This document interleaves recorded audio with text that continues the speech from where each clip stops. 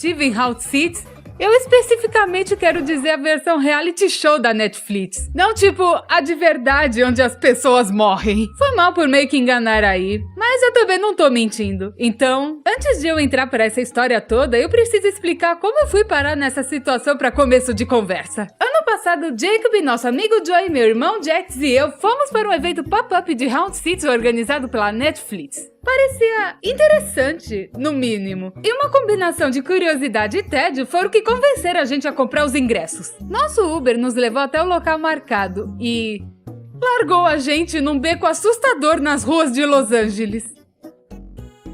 Tem certeza que isso não é uma armadilha pra, sabe, o evento?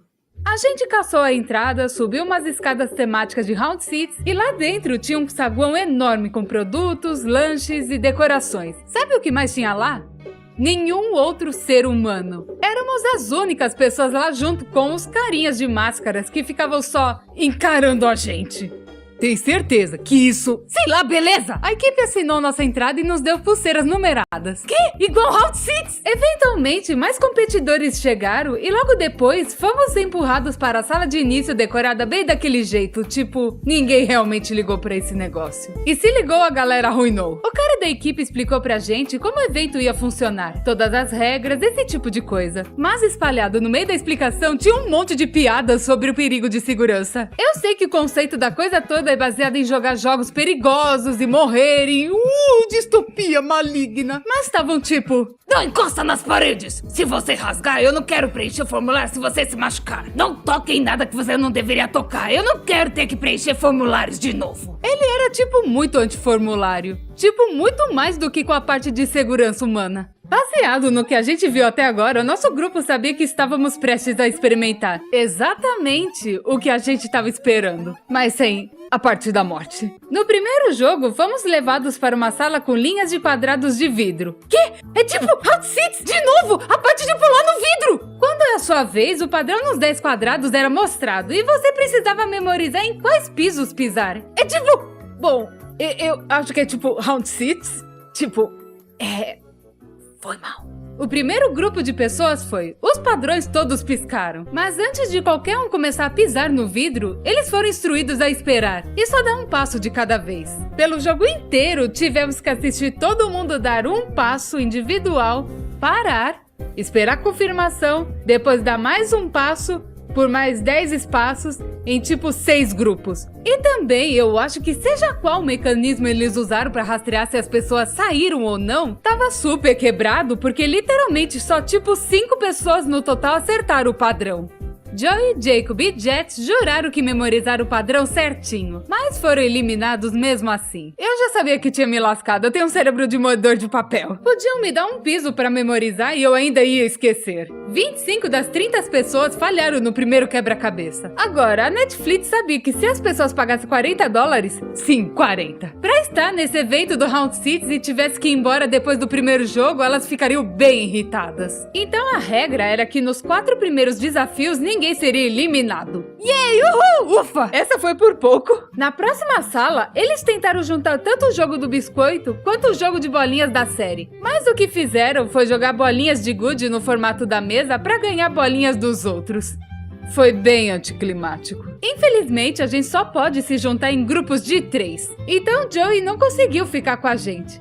Ao invés, ele foi colocado de vela para um casal aleatório que obviamente estava lá num encontro. Jax passou o rodo na gente, ele pegou todas as bolinhas em minutos. Mas lá na mesa do Joey, uma injustiça maligna acontecia. Aparentemente, as duas pessoas que estavam num relacionamento romântico se juntaram contra o Joey. E depois de pegar todas as bolinhas dele, simplesmente dividiram entre si. Apesar de não ter nenhuma aposta real no jogo, o Joey ficou furioso só por questão de princípios. E jurou se vingar deles em algum lugar de alguma forma. Antes que ele pudesse começar uma treta, fomos levados pro próximo quarto. E de novo fomos divididos em grupos. Dessa vez de 4. Eles realmente gostavam de coisas em grupo. Passando pelas portas pro desafio, todo mundo foi posicionado ao redor de um caixão de presente. Depois de abri-los, nos foi revelado que jogaríamos uma versão gigante de Operando. Aquele jogo onde você tenta pegar órgãos falsos com ferramentas médicas falsas sem encostar nas laterais. Então, cirurgia simulada.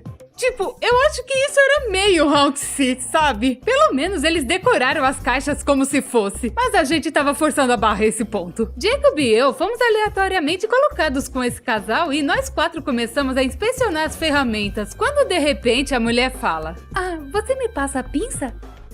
Ela era cirurgiã. Caceta! Acabávamos de ser colocados junto com uma mulher que era literalmente uma cirurgiã! O desafio começou e nós 3 tiramos as mãos das ferramentas. Ela estralou os dedos e assistimos enquanto todos os órgãos de plástico eram de repente retirados do corpo cenográfico. Não surpreendentemente, nosso time foi o primeiro a terminar. Quando a gente se encontrou de novo com o Joe e o Jets, nós explicamos como a gente deu muita sorte de ter caído com um profissional na área médica que literalmente fez tudo. E Joe tipo, pera, aquele cara é cirurgião? Eu e o Jacob tivemos que balançar nossas cabeças e dizer, não, Joey, ela é cirurgiã. Droga. Agora que estávamos entrando no quarto desafio, era hora de ficar sério. Esse era o primeiro jogo onde as pessoas começariam a ser eliminadas de verdade. Mas não de verdade. Todo mundo foi dividido em 2 grupos e levado para um lado de uma parede onde tinha um monte de barcos cenográficos. Era meio que uma versão não muito real de batalha naval, onde a gente tinha que tentar afundar todos os barcos do outro lado. E o time que vencesse ia para a 5ª fase. Eu descreveria essa ideia como boa o suficiente. Claro, tipo, a gente não podia escolher onde colocar os barcos, já que eles estavam presos. Mas, né, a gente só pagou 40 pila pra estar aqui. Mas, por algum motivo, o membro da equipe do nosso lado tava, digamos, extremamente prestativo. No começo, ele dava umas dicas gerais, tipo, se eles ainda tiverem um barco de 4 espaços, vamos checar todas as horas que poderiam caber isso. Sabe, dando dicas pra ajudar um pouco. Mas no final ele só tava literalmente nos falando, se eu fosse vocês, eu atiraria bem aqui. Tipo, esse cara queria que a gente ganhasse, e ganhasse rápido. Então, ou ele tinha algum tipo de aposta rolando com os outros membros da equipe, ou o cara só tinha algum lugar pra ir. Todos os barcos do outro time afundaram, e as 15 ou mais pessoas restantes foram levadas pra semifinal. Tava óbvio, ou ele tinha algum tipo de aposta rolando com os outros membros da equipe, ou o cara só tinha algum lugar pra ir. Todos os barcos do outro time afundaram, e as 15 ou mais pessoas restantes foram levadas pra semifinal. Tava óbvio assim que a gente viu ela.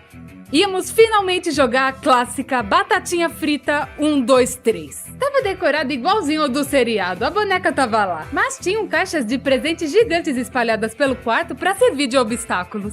Porque, se parar pra pensar, batatinha frita 1, 2, 3 não é tão tenso quando o pessoal da equipe não pode realmente atirar nos participantes. Tipo, tinha que ter mais alguma coisa pra ter graça. Nos reunimos na linha de partida e o jogo começou. Enquanto jogávamos, eu tava pensando, como é que eles estão medindo se a gente tá se mexendo ou não? Sabe, eu duvido que eles recriariam a boneca de detecção de movimento só pra esse evento temporário que vai ser desmontado depois de 1 mês. Então eu imaginei que a única coisa que eles poderiam estar usando pra rastrear o movimento seria a nossa pulseira. Então, entre as luzes verdes, eu focava muito em garantir que o meu pulso ficasse o mais imóvel possível. Na real, eu tava tão focada no meu pulso que nem percebi que era a primeira a passar na linha de chegada. Infelizmente, igual o jogo torto da memória de vidro, pareciam que muitas das pulseiras estavam super esquisitas também, porque um monte de pessoas foram sinalizadas como eliminadas, não importando o quão imóveis elas estavam, incluindo Jacob e Jets. Foi um balde de água fria. Ou isso, ou elas eram só feitas para serem super sensíveis. E de algum jeito, meus frágeis punhozinhos dormentes decidiram não tremer pela primeira vez em 5 anos. Eu virei pra trás e vejo só 3 pessoas restantes. E uma delas era o Joey. Todos correram pra frente. E quando a luz vermelha ativou pela última vez, eu vi Joey tropeçar e se chocar contra eles, fazendo todas as pessoas restantes caírem no chão. As pulseiras marcaram eles como eliminados. Enquanto o Joey estava passando para a área dos mortos, eu perguntei para ele o que aconteceu. E ele disse: Consegui. O Joey tinha intencionalmente se sacrificado para empurrar aqueles 2, porque eles eram o casal que fez panelinha contra ele durante as bolinhas. E ele finalmente conseguiu sua vingança. Foi mesquinho, foi. Ele arruinou o encontro deles? Sim, mas não me importo. E eu acho que foi a coisa mais engraçada de todas? Com certeza. Joey é incrível. Eu fui, de algum jeito, a única do grupo indo pra rodada final. Eu e os outros 4 vencedores do Batatinha Frita 1, 2, 3 fomos levadas pro Jogo da Lula. Todo mundo tava lá assistindo atrás da cordinha. Jaden, o jogo da Lula é tão bruto e difícil. Como você se saiu contra as 4 outras pessoas que chegaram até o fim? No jogo de verdade, o cara foi esfaqueado. Você foi esfaqueada? Você deve estar se perguntando. Meu querido espectador, não, eu não fui esfaqueada. Na verdade, eu nem sequer me machuquei, porque a Netflix não queria lidar com papeladas. Em vez disso, jogamos de segurar o ovo de mentira numa colher e atacar uns aos outros até sobrar um ovo de pé. Mas atacar de um jeito que não tivesse papelada. O que é de boa pra mim, porque eu duvido que qualquer um de nós saiba o jogo da Lula. O alarme tocou e todo mundo começou a se mexer dentro do formato. Já que eu, por algum motivo, tenho experiência em torneios de jogos com apostas altas, eu usei minha estratégia clássica de não chamar atenção pra mim. Eu só fui desviando e me esquivando dos caras tentando derrubar os ovos um dos outros. Eu consigo encarar alguém no 1 contra 1, mas qualquer número maior aí já vai bem além das minhas capacidades. Eventualmente sobraram só 3 pessoas. A plateia começou a gritar: Peguem a garota, ela ainda tá aí! E os 2 caras começaram a andar na minha direção. Mas aí minha torcida particular gritou: Ei, vocês estão se juntando contra a garota? Vergonha, Eles ficaram tão sem graça que recuaram de novo. Aparentemente, o poder do trabalho em equipe e o medo da misoginia pode superar qualquer coisa. De repente, um ovo caiu no chão. Era só eu e o cara número 2 que não odeia mulheres. A exata disputa 1 contra 1 que eu tava tentando criar. Nos circulamos, ambos com nossos braços segurando colheres estendidos o máximo que conseguíamos. Ele fez meu ovo balançar algumas vezes e eu consegui desviar. Mas eu não podia ganhar isso se eu não fosse pro ataque. Pera, e se eu só...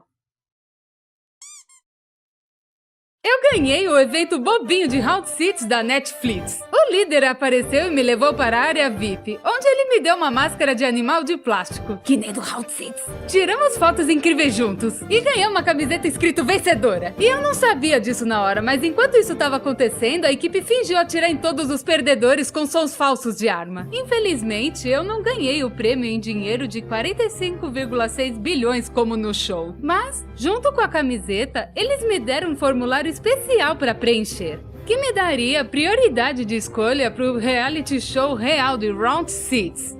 Round Six, o desafio.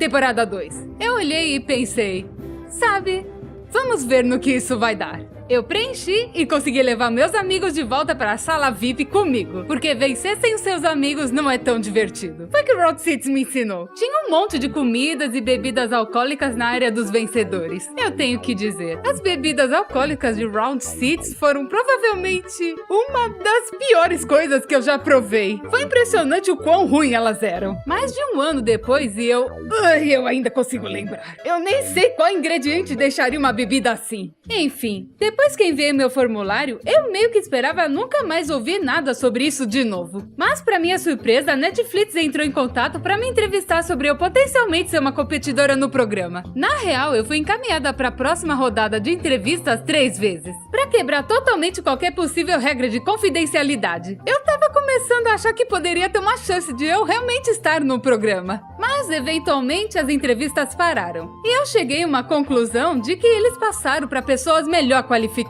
Muito provavelmente porque, eu vou admitir, eu fui um pouco honesta demais durante as entrevistas. Elas eram basicamente, tipo isso aqui. Que tipo de papel você acha que teria no Round Six como uma concorrente? Eu provavelmente seria uma seguidora. Eu não gosto de comandar nem um pouco. O quanto você lutaria pra vencer o Round Six? Não muito. Você assistiu a primeira temporada de Round Six, o desafio? Não. Bom, eu assisti os primeiros 20 minutos, mas eu desliguei porque eu achei que o ritmo era muito ruim e chato. E foi isso. Mas eu tô de boas. Ou quem sabe, talvez eles viram meu histórico muito estranho de vencer torneios de jogos e ficaram com medo.